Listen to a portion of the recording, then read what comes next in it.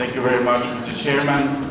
First of all, I would like to express our gratitude to the government of Thailand, the people of Thailand, especially indigenous peoples of this land, for having us in this land and for their hospitality. Thank you, Mr. Chair, for allowing the indigenous peoples to deliver a statement at this opening plenary. Before that, the Swiss came with a slogan, and we say, do it the right way.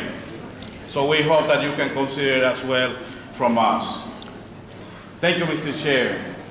However, indigenous people's concerns and views have not been seriously addressed in the climate negotiation process, least of all to those from indigenous women and youth.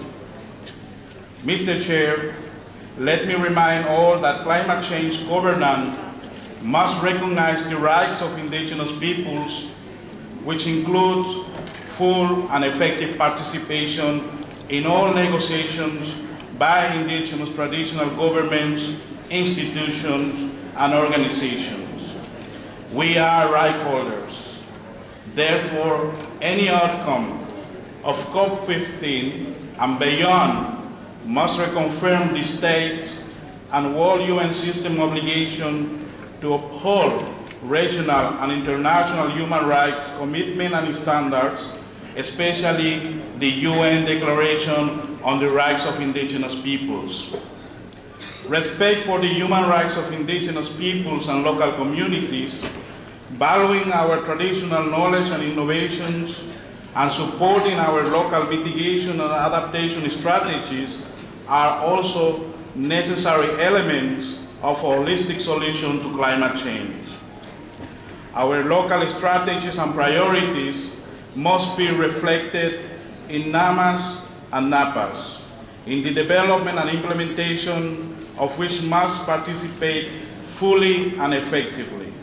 The distinct roles and responsibilities of indigenous women and youth will need to be considered, underlying the importance of their inclusion in decision-making and planning processes.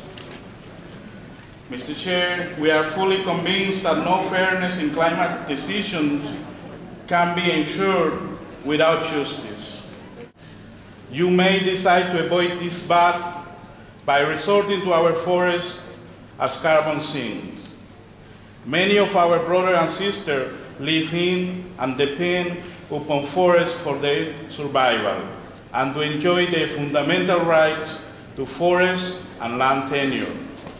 Forests are of cultural, social, economic, and spiritual significance for indigenous peoples and provide benefits for humankind.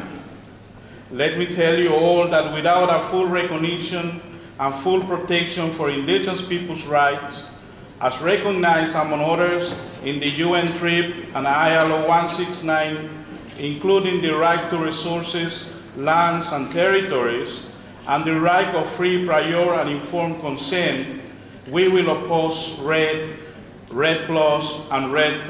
We believe that climate change, in the light of the current global financial, economical, environmental, and food crisis, can represent an unprecedented challenge, an opportunity for humanity to transform global economic, political, social, cultural relations to live in balance with Mother Earth. But in order to do so, you all that convene here in Bangkok must show resolve and determination. Indigenous peoples from across the world are here too, united with one voice in the conviction that we have a collective role to play towards ecological and social justice. Thank you very much, Mr. Chairman.